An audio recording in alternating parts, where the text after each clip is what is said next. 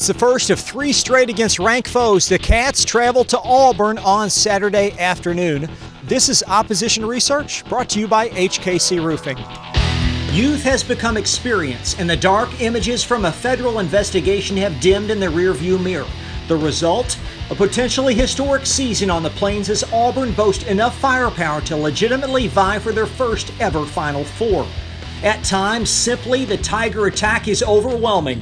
None in the SEC occupy the same space in converted threes, and only top 3 Tennessee has scored more points amongst league teams. Auburn is built on elite guard play, and they've dished out the 3rd most assists in the conference.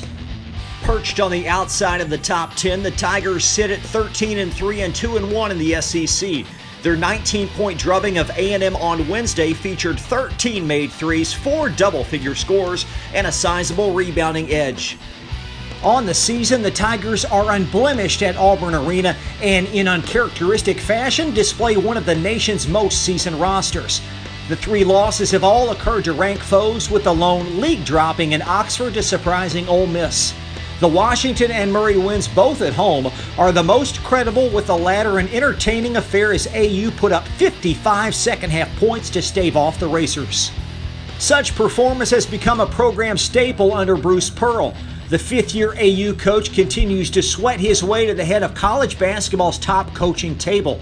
Last year's 26-win campaign included an NCAA tourney win, despite a myriad of injuries and 2 key suspensions stemming from the FBI probe. Pearl inherited a significant talent drain, and with a 56% winning percentage, is the program's most successful since Cliff Ellis. More on him in a bit. Pearl's resume is highlighted by a D2 national championship with Southern Indiana in 1995. 6 years later, the Boston native hopped to Milwaukee for his first Division I top assignment, and that preceded a successful on-court run in Knoxville, where he led the Vols to a pair of Sweet 16s and an Elite 8 in 6 seasons.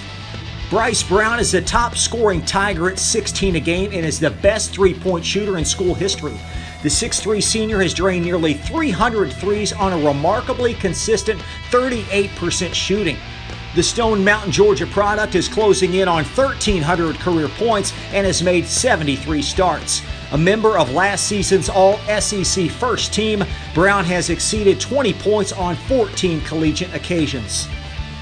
Jared Harper is the quintessential point guard and picks defenses apart with regularity. The 5'11 junior has started all but 2 career games and rallies 15 points beside a staggering 7 assists per. Like Brown, Harper is a member of the 1,000-point club and surpasses 20 points with regularity. His shooting numbers, i.e. 40% from 3 and a team-leading 84% from the charity stripe, are personal bests. Austin Wiley has returned post last season's suspension and is good for 11-6. With an unrelenting frame, the 6'11 junior is projected as a late first-rounder and is perhaps the key to the Tigers' season. His 17v Duke is a season high, and he leads the team in blocks but connects on just 62% of free throws. Wiley was a consensus top 20 recruit in 2016, and his father Aubrey was an AU standout in the early 90s. Chuma Okeke is vastly improved, and the 6'8 sophomore ponies up 10 points and a half dozen boards. A starter in every game, Okeke plays nearly 30 minutes, and his career high in the season opener kick-started his second campaign, which includes a double-double and nearly 2 steals per game. Samir Dowdy is another full-time regular, and the VCU transfer supports the cause with 9 on a team-leading 44% three-point shooting. The 6'4 junior has benefited from Brown and Harper's perimeter prowess, and his 20 opposite Murray was crucial to the Tiger escape. Dowdy's 19 of 20 from the foul line is amongst the national leaders.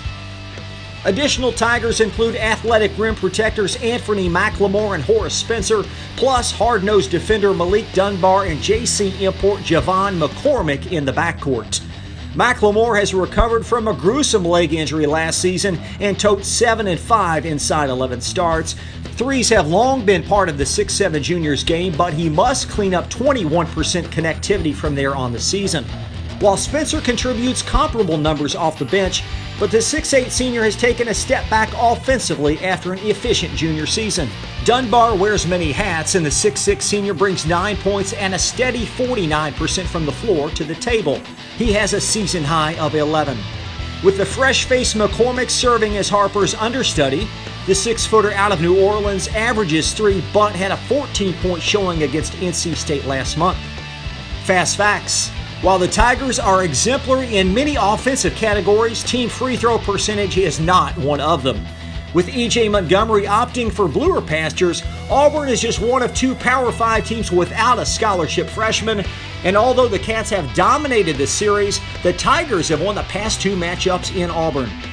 In this date in Auburn basketball history, January 19, 2000, the 4th-ranked Tigers were a juggernaut, defeating South Carolina to improve to 16-1 on the season.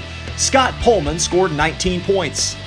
It'll be a tough test. The Cats and Tigers Saturday at 4 o'clock. For today's opposition research and the Leach Report, I'm Chris LaBar.